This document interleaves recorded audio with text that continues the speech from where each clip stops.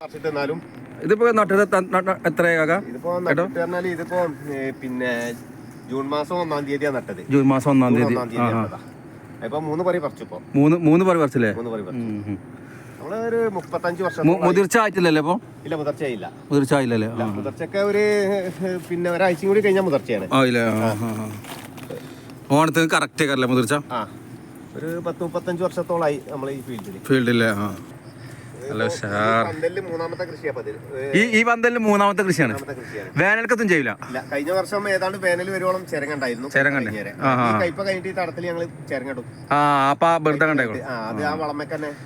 ഇതിപ്പോ എത്ര മാസം കിട്ടും ഇങ്ങനെ കായ്? ഇതിപ്പോ മാസം എന്ന് പറഞ്ഞാൽ ഇതിപ്പോ ആഗസ്റ്റ് അല്ലേ, സെപ്റ്റംബർ ലാസ്റ്റ് ഒക്ടോബർ ഒരു പകുതി വരെയൊക്കെ ഉണ്ടാവും.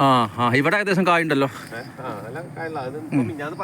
ഞാൻ നമ്മള് ഇതിന് പറിച്ചല്ലേ മറ്റേ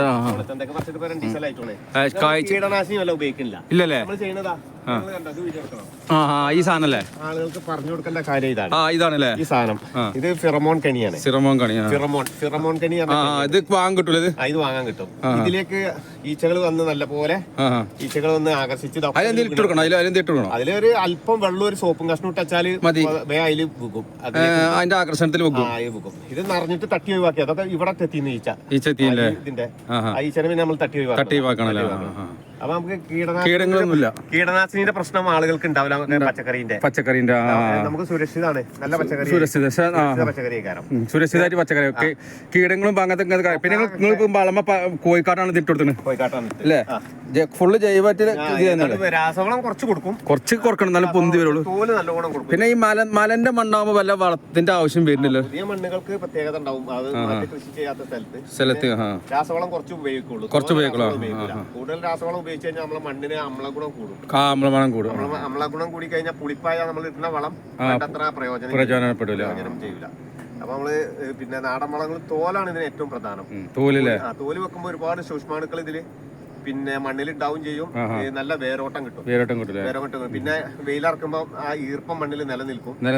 വേരുകൾ ഈ ഇലക്കടിയിലാണ് വളരെ ഇഷ്ടപ്പെടുന്നത്. പിന്നെ കളകൾ ഉണ്ടാവില്ല. അപ്പൊ നമ്മൾ തോല് വെട്ടിയിട്ട് കളനാശിനി അടിച്ചുകൊണ്ട് നമ്മൾ കളയിലില്ല. ഈ പുല്ലൊക്കെ ഇതിൽ വളമേക്കിട്ട് നമ്മൾ ഉപയോഗിക്കുക ചെയ്യാം. അപ്പൊ നല്ല കായ്ക്ക് നല്ല വലുപ്പം കിട്ടും ചെയ്യും. നല്ലത് കിട്ടും. നല്ല വലുപ്പം കിട്ടും. ഇത് വൈറ്റ് കളർ വെള്ള കളർ കയ്പ പ്രീതി പ്രീതി. നല്ല കയ്പാണല്ലേ പ്രീതി? ഇത് പിന്നെ ആലത്തൂർ വിത്ത് ഗവേഷണ കേന്ദ്രത്തിൽ നിന്ന് വരുന്ന BFCKയുടെ വിത്താണ്. അവിടുന്നാണല്ലേ? നിങ്ങൾ കുരു വിറ്റ് തയ്യോ? ഞങ്ങൾ എല്ലാ വർഷവും അവിടുന്ന് വിത്ത് വാങ്ങിപ്പോയി. വിത്ത് നട്ടത് മഞ്ചേരി BFCKന്റെ ഓഫീസ് ഉണ്ട്. അവിടെ കിട്ടും. ഈ ജൂൺ മാസമാണ് സമയത്ത് വിത്ത് അവിടെ വരും. അവിടുന്ന് ഓർഡർ ചെയ്താണ് അവിടുന്ന് വരുത്തണം. അത്യാവശ്യം ഗുണമേന്മ. കുരു നട്ടു കൊടുക്കാതെ പാടത്തൊക്കെ ആണെങ്കിൽ ഞങ്ങൾ തൈ നമ്മൾ വീട്ടിലുണ്ടാക്കിയിട്ട് കുരു ഇട്ട് കൊടുക്കും. മുളക്കൂലേ? കുരു അങ്ങനെ ടാന മുളക്കും.